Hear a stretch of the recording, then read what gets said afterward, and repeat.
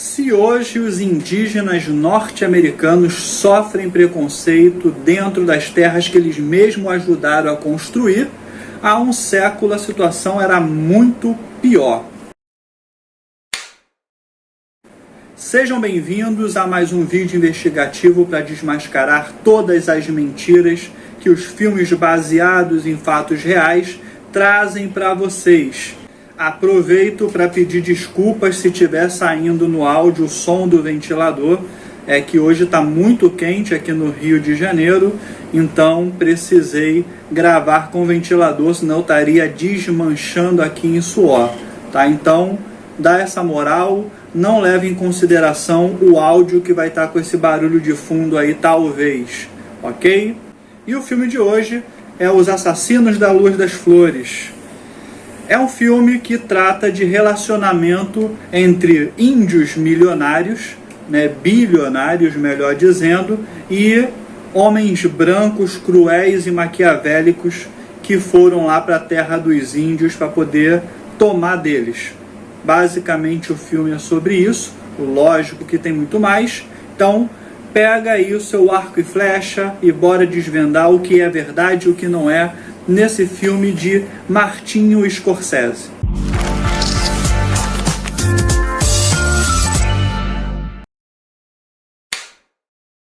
A riqueza e a abundância de petróleo obtida pelos indígenas incomodavam os homens brancos cruéis e sanguinários que logo começaram a traçar planos para roubar o que os índios tinham. Guardem essa informação, isso é muito importante para a nossa história. Os crimes eram motivados pela circulação de notícias sobre suas conquistas. Então, começou um massacre conhecido como Reinado do Terror. Esse nome não é utilizado no filme, nem mesmo nos momentos em que o filme é narrado, ok? Cerca de 60 pessoas foram mortas ou registradas como desaparecidas, entre indígenas, testemunhas e até investigadores particulares.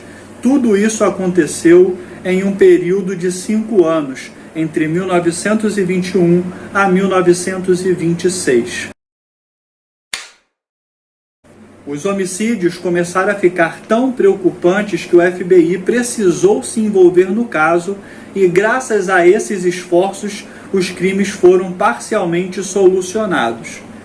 Vale dizer que o FBI só foi acionado porque o povo Osage foi até Washington e pagou o governo federal americano para mandar algum investigador para investigar esses desaparecimentos. Vale um adendo aqui, e provavelmente vocês já viram isso em algum lugar. Não preciso entrar em detalhes, mas os índios Osages descobriram petróleo e ficaram bilionários. E o que eles fazem com essa informação? Tentam manter suas origens e simplicidades dignas de um povo nativo que cultiva e cultua a natureza? Não! Viram brancos e começam a se comportar como brancos. Se misturam com brancos e até casam com brancos. Mas o homem branco não é o demônio? E antes que alguém venha me taxar de xenofóbico por não querer que os índios americanos se casem com homens brancos, diabólicos, devoradores de almas, só estou me segurando no seguinte discurso que é propagado praticamente no mundo inteiro, em especial no Brasil, de que o homem branco foi a desgraça dos povos nativos em qualquer lugar do mundo. E o que os Osages fazem? Se tornam falsos brancos. Guardem essa informação também. O filme aborda a crueldade e frieza dos criminosos brancos e seu plano milimetricamente calculado para tomar a riqueza dos indígenas, acontecendo em uma época em que os povos nativos não tinham direito ao básico de humanidade, mas tinham direitos a ser bilionários, inclusive tendo direito a ter empregadas brancas. Se for mentira, culpem o Martin Scorsese. Lógico que muitas das vezes os índios eram taxados pelos brancos como incapazes de lidar com o dinheiro. E, para isso, o governo nomeava brancos para tomar conta da riqueza dos índios. Novamente, o ponto aqui não é se o homem branco é um desgraçado ou não. Provavelmente fosse, tá? O problema é generalizar e, no caso desse filme tendencioso, sutilmente esfregar essa informação na nossa cara. Será que só tinha homem branco, filho da puta, querendo tirar proveito dos índios? Será que todos os índios eram de fato bonzinhos e tão ingênuos assim? Essas são as perguntas que ninguém responde. Não. Ele tem toda a razão.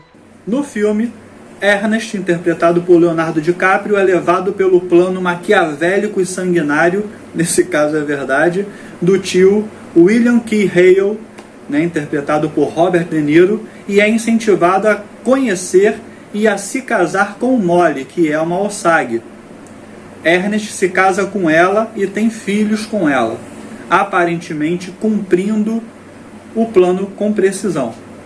Coincidentemente, logo a família de Molly começa a ser assassinada, e é com a chegada de Tom White, personagem de Jesse Plemons, do FBI, que o plano desanda e todas as trapaças são descobertas. Diferente de Jack e Rose de Titanic, Molly e Ernest existiram de verdade, tiveram 3 filhos, tá? A caçula morreu ainda criança, vítima de coqueluche, e no filme ele dá a entender que a morte da criança tem o tio do Ernest envolvido por detrás, que segundo o filme ele era o 33º grão-mestre da maçonaria. Inclusive, os estabelecimentos apresentados ao longo do filme têm placas e fazem alusão de que a maçonaria estaria envolvida até o pescoço nesse genocídio contra os Osages. Ernest foi condenado à prisão perpétua pelos crimes que cometeu, mas foi inocentado anos depois, vivendo até os 94 anos. Já Molly, um nome tipicamente indígena, diga-se de passagem, morreu de diabetes aos 50 anos, mas antes ela se separou de Ernest e se casou novamente. Inclusive no filme, o diagnóstico dela, de um dos médicos, é exatamente a diabetes. Tá? Então, nesse caso, ela realmente tinha a doença. Não foi uma doença inventada só para matá-la com os medicamentos, como vai acontecer daqui a pouco. E aí vocês devem estar se perguntando, quem são os Osages? Naturais de um território entre os rios Ohio e Mississippi, nos Estados Unidos, os indígenas da nação Osage foram expulsos de suas terras ainda no século XIX e passaram a viver no que hoje conhecemos como o estado de Oklahoma. Habitando uma região árida e montanhosa, os Osages iniciaram as compras das terras e das reservas para poder garantir que o governo americano não pudesse repassá-la aos homens brancos no futuro. Assim, logo na primeira década do século XX, o astuto James Big Heart, um dos maiores líderes da nação Osage, pediu a ajuda do advogado John Palmer para que os direitos de seu povo fossem assegurados. Os mais de 2.000 lotes dos Osages tiveram suas áreas aumentadas pelo governo americano, e uma cláusula dos contratos previa que todos os recursos minerais encontrados naquelas terras seriam de propriedade exclusiva do povo indígena. Além disso, os lotes não poderiam ser vendidos, apenas herdados, e cada dono poderia arrendar o uso e exploração da superfície como bem entendesse. Depois de persuadir o governo, Big Heart ajudou a nação Osage a concentrar a maior renda per capita do planeta, tornando esses indígenas o povo mais rico do mundo. Na década de 1920, os Osage obtinham lucros altíssimos oriundos da exploração do seu território, em especial o petróleo, e seus filhos estudavam na Europa. Enquanto eles mantinham, eles, o povo Osage, mantinham suas mansões e carros de luxo conduzidos por motoristas brancos. Outra coisa que não é dita no filme do vitimismo. E os cavalos? Eu pergunto para vocês. Querido, não tem cavalo. E as ocas? Índio com carro? Índio com casa? Logo, a casa tudo bem, mas e o carro que polui a natureza? Cadê esse amor todo pela natureza? Isso o filme não explora, não é? Mais de 20 membros da nação Osage perderam a vida no que hoje é chamado de um massacre de Oklahoma, também conhecido na época como Reinado do Terror. Algumas vítimas foram envenenadas e outras simplesmente desapareceram. Anna Brown, outro nome tipicamente indígena, cuja morte deu origem ao Reinado do Terror, era a irmã de Molly, Minnie e Lizzie, mãe e irmã da moça. Respectivamente, morreram do que os médicos chamaram de doenças debilitantes peculiares, que até hoje segue sem explicação. Então, diferente da Molly, que realmente tinha diabetes, a irmã e a mãe da Molly morreram de doenças que os médicos inventaram para simplesmente matá-las envenenadas. Contudo, o último golpe levado por Molly foi a gota d'água para que as investigações fossem aprofundadas. Rita Smith, sua irmã, também com nome tipicamente indígena, e seu cunhado Bill, que era branco, e Nettie Brookshire, que é a criada branca da família, morreram durante uma explosão em sua casa, da qual Molly escapou por pouco. E aí eu digo, mentiram para vocês.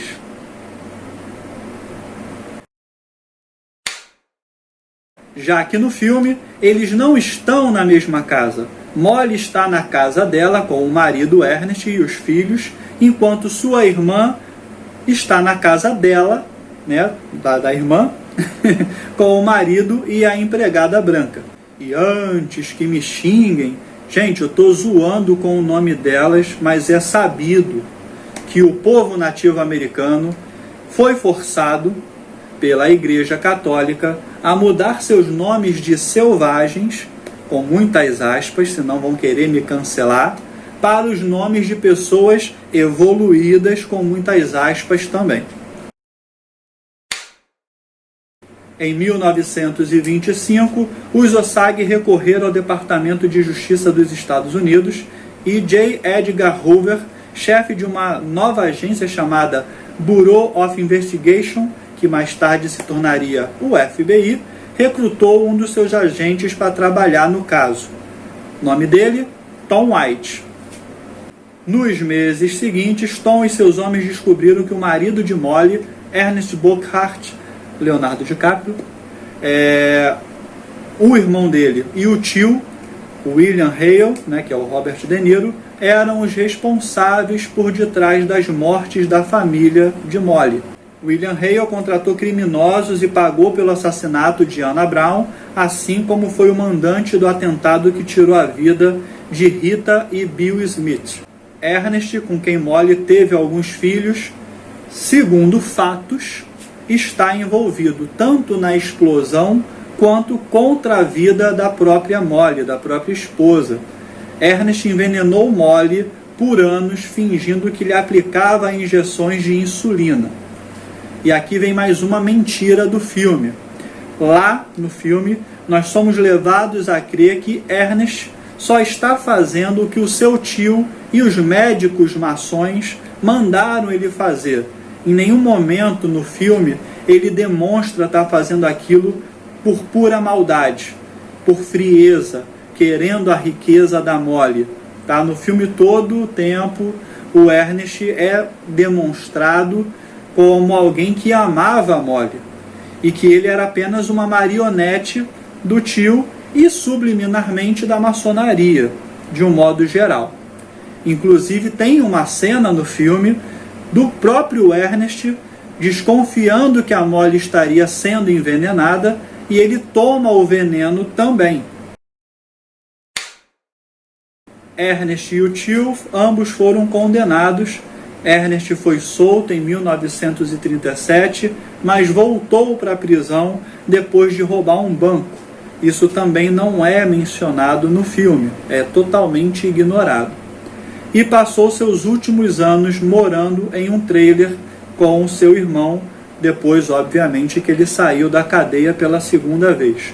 Hale, o tio do Ernest, recebeu a condicional em 1947 e não retornou mais à penitenciária, morrendo aos 87 anos. Apesar do filme focar só em Molly e sua família, pelo menos 60 pessoas foram assassinadas ou desapareceram naquela época. Outra mentirinha contada no filme é que, na verdade, o FBI iniciou uma investigação disfarçado na região. Já no filme, eles chegam chutando a porta e falando que era do FBI, que estava investigando as mortes e que iam pegar os culpados e os culpados estariam muito ferrados. Ou seja, no filme, o tempo todo mundo sabe que os caras do FBI são os investigadores que estão lá para prendê-los. Segundo relatos do acontecimento, quando Molly confessou ao seu padre, sim, como eu acabei de falar, os Osages viraram católicos, na verdade, não só a Molly, todos os Osages de um modo geral foram apresentados ao catolicismo. Ela disse para o padre que achava que poderia estar sendo envenenada. E aí os investigadores, com essa informação, resolveram o caso. Já no filme, baseado em fatos reais, o caso só é devidamente solucionado quando prendem o primeiro suspeito. E aí o primeiro suspeito entrega ao próximo, o próximo entrega o próximo, e aí vira um efeito dominó até chegar em Ernest e no tio dele. Inclusive, no filme, a maçonaria intimida Ernest a mentir para salvar o seu tio inocente da prisão. Segundo a National Geographic, pressionado pelo tio, Ernest estava a dar uísque com veneno para sua mulher e não injeção de insulina, sendo que no filme e em outras fontes é dito que o veneno era misturado com insulina que ela precisava tomar de fato por ser diabética. E aí, quem será que está mentindo? As fontes ou a National Geographic? Em 2011, após décadas de lutas legais, o governo dos Estados Unidos chegou finalmente ao acordo com a nação Osage, oferecendo-lhe 380 milhões de dólares e comprometendo-se a implementar um conjunto de medidas concebidas para gerir melhor os bens da nação Osage. Hoje em dia, a nação Osage, no seu website, sim, mesmo depois de toda essa desgraça, eles continuaram até hoje a viver como brancos católicos e evoluidamente tecnológico, pois é mais legal do que ser índio, é melhor ter banho quente, carro importado e usar celular, do que tomar banho no rio frio, andar a cavalo com sua bunda ficando calejada e falar com os outros por sinal de fumaça. Um beijo para Funai.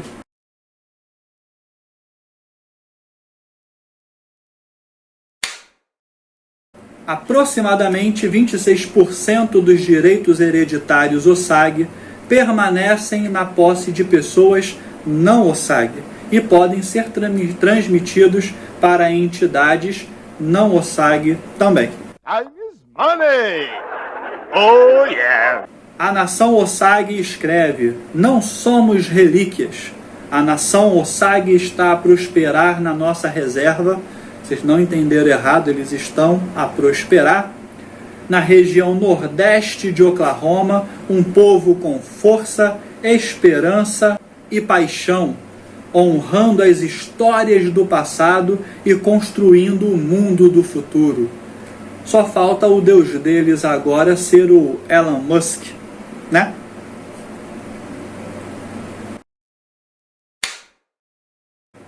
Christopher Coach, consultor linguístico Osage do projeto, né, do filme, declarou ter ficado nervoso com o lançamento e, após ter assistido na premiere do filme, ficou um pouco desapontado. Jura? Disse ele. Como Osage, eu realmente queria que isso tivesse sido feito pela perspectiva de Molly e do que sua família vivenciou, mas acho que seria necessário um Osage para fazer isso, disse Coach numa entrevista. Pescaram a cutucada também? Basicamente, ele quis dizer que um filme sobre índios deveria ter sido dirigido por índios. Apesar de parecer esquisito, né, pensar num índio diretor de cinema, meio contraditório, faz muito sentido e eu concordo com Christopher Coach, que também é um nome tipicamente indígena. Ele continua: essa história está sendo contada quase da perspectiva do Ernest, e eles dão a ele uma consciência retratando que existia amor por parte dele. Mas, quando alguém conspira para assassinar toda a sua família, não existe amor nisso. E aqui eu concordo de novo com o Christopher. Porém, os netos de Molly foram consultados para fazer o filme. E dizem que sim, houve amor entre Molly e Ernest. Em quem acreditar? Christopher ou nos netos de Molly e Ernest? Eu estou do lado do Christopher. E você? Deixa aí nos comentários. Para finalizar, eu quero deixar uma reflexão. O filme é muito bom, tirando do contexto histórico, tirando das intenções singelas presentes no filme, né? Qual é a narrativa, né, que o filme quer apresentar. O filme é muito maneiro, muito bom, como filme e não como fonte histórica. E minhas alfinetadas ao longo do vídeo não são em vão. O filme dá a entender que a maçonaria, e em alguns momentos ele cita até a Ku Klux Klan, estariam relacionados ao ocorrido. Pode estar, mas não achei nenhum registro em pesquisa que eu fiz para gravar esse vídeo que indicasse de fato isso. Embora saibamos que nessa época os Estados Unidos tinha isso mesmo com uma certa frequência, tá? Também era comum, e isso até tem uma pincelada no vídeo, no filme, deles botarem a culpa dos desaparecimentos como se os negros tivessem feito isso. Mas, por mais que isso tudo tenha realmente ocorrido historicamente, algumas questões me incomodam um pouco e me fazem refletir sobre o papel do filme, né? O que o filme está querendo transmitir com essa história. E aí eu quero deixar algumas perguntas no ar. Será que teremos filmes que contam como tribos indígenas entravam em guerra entre elas, inclusive no próprio Estados Unidos, no Brasil também, e se matavam, se destruíam, se escravizavam, se canibalizavam antes mesmo do homem branco chegar? E se estamos trabalhando com o passado, né, esse genocídio que realmente aconteceu com o povo Osage, faz muito tempo. Então, se faz muito tempo, a gente pode, por exemplo, resgatar assuntos históricos, culturais, de povos que têm aos montes, povos indígenas que têm aos montes, de tribos que matavam as pessoas e ia construindo o templo com crânios. E isso passa despercebido, passa como normal. E não é normal. É um genocídio também. Vale até um destaque aqui que no passado tinha filmes sobre o Velho Oeste, onde o índio era sempre o vilão e o branco era sempre o mocinho. Então, em alguns momentos, botaram o índio como vilão. Mas o que eu estou trazendo aqui, o raciocínio que eu quero que vocês tenham, não é vilanizar o índio. É também não focar só nas atrocidades que o homem branco estava fazendo. Eu só acho que tem que haver um equilíbrio, porque o que me parece, não sei para vocês, é que os filmes agora, a moda atual, talvez por causa da cultura woke, é mostrar como os americanos são cruéis e irresponsáveis, como que a direita americana e a maçonaria são sorrateiras e inconsequentes. E aí o que me dói no meu raciocínio, o que me incomoda terrivelmente, é que mesmo assim está todo mundo lá. Todas as vítimas das atrocidades dos homens brancos e dos americanos estão nos Estados Unidos. Em vez deles pegarem e se mudar para bem longe de quem queria exterminar eles, eles adotam um discurso, isso acontece muito no Brasil também, adotam um discurso de guerreiro, de que eu não vou tirar o pé daqui, a gente vai lutar até o final. E, para mim, a intenção por detrás disso é outra completamente diferente. Vale destacar que os japoneses idolatram os americanos e os americanos tacaram 2 bombas atômicas no país deles. Então era para eles odiarem os Estados Unidos. Mas eles idolatram, pode ser falsidade, pode ser um monte de coisa, mas eles idolatram os Estados Unidos. Então, assim, é complicado, né? É meio que como se fosse uma síndrome de Estocolmo, onde a vítima se apaixona pela pessoa que está torturando elas. Ou tem muito mais a ver com esse amor aqui.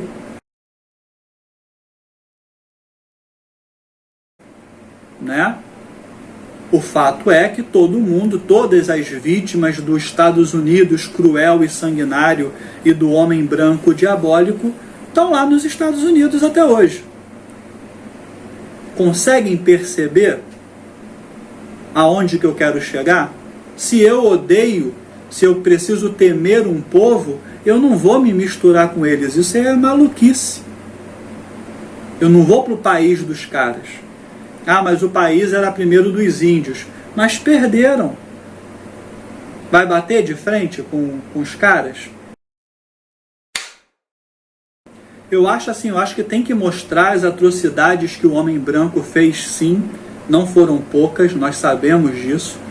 Mas tem poucos filmes, como O Último Rei da Escócia, que é um filmaço, por sinal, que retrata o que um negro é capaz de fazer estando no poder. Não tem filme contando que na África dos dias atuais, por exemplo, se a criança nasce albina, ela é morta por discriminação de cor, sendo que ela é negra, só que ela nasceu branca. Ela tem toda a fisionomia de um povo africano. Por alguma coisa que aconteceu, ela nasceu albina. E aí ela é morta por africanos. Isso nos dias atuais. Pela própria família de negros. E nenhum filme retrata isso. Outro ponto importante, na Alemanha nazista não foram só os homens que mataram os judeus. Mas ninguém explora o outro lado. Mostram as mulheres como meras coadjuvantes submissas ao marido diabólico.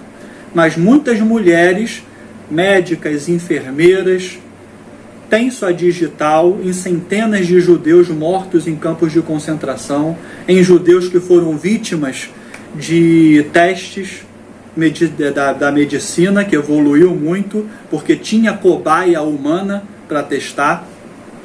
E quem estava por detrás desse teste? Só homens? Mas isso a cultura woke não quer que seja mostrado para vocês.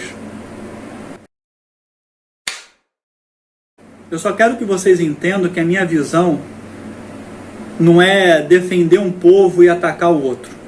É simplesmente mostrar que, no fundo, nós somos todos iguais. E isso inclui as atrocidades, a maldade, o defeito. Tá? Nós somos iguais nas qualidades e somos iguais nos defeitos também. Nós somos seres humanos. O ser humano é um bicho problemático. É um bicho doente. Tá? É um bicho psicopata. Não é exclusividade de uma etnia ou a outra. Se tal etnia tivesse no poder, se tal orientação sexual tivesse no poder, se tal gênero tivesse no poder, seria tudo diferente. Não seria, porque continuariam sendo seres humanos. E o ser humano faz merda. E essas merdas têm que ser combatidas.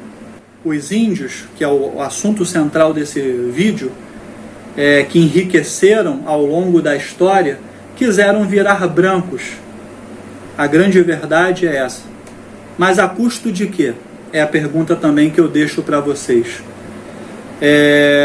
E antes que venham me criticar, basta saber que nos Estados Unidos, uma das grandes desgraças que levou vício, alcoolismo, que é um tipo de vício, morte, prostituição, etc, etc, etc, para o povo indígena nativo americano, foram a implementação de cassinos na região que esses índios viviam. E aí você vai ver hoje em dia quem são um dos grandes donos de cassinos dos Estados Unidos, que estão cada vez mais ricos nos Estados Unidos. Os índios. E aí através de quê? Jogo de azar, vício, drogas, que é vício, prostituição. Ou seja, tudo que arrasou com o povo deles, hoje em dia eles utilizam para arrasar com a vida de outras pessoas. É esse foco que eu quero que vocês tenham. O filme é muito bom, mas ele vitimiza demais os Osages e endemoniza demais o homem branco. Então finalizo aqui dizendo somente que a história e a verdade, elas precisam ser contadas sempre, mas também precisam ser contadas de maneira imparcial, que é tudo que não está acontecendo nas mídias no Brasil e no mundo afora hoje em dia. Bom, pessoal, espero que tenham gostado dessa análise crítica ao filme Assassino da Lua das Flores. Então, diz aí, vocês sabiam de todos esses fatos? Deixa aí nos comentários o que você achou do filme. Não viu ainda? Veja, tá? É muito bom o filme. Diferente de Oppenheimer, que é um filme bem lento, esse tem um ritmo mais dinâmico, tá? Como de história contada mesmo. Não parece um documentário, apesar de eu amar documentários, mas não parece um documentário. Parece até uma história inventada, que de certa forma foi, né? Mas, se não fosse baseado em fatos reais, seria um filme de uma excelência absurda, com uma história sensacional, tá? Se você também se interessa por história e cinema, não se esqueça de deixar seu like, se inscrever no canal, compartilhar com seus amigos, ok? Quer mais análise de filmes, séries ou livros? Deixe sua sugestão nos comentários. Estarei sempre por aqui desvendando as verdades por trás das telas. Até o próximo vídeo. Valeu, fui!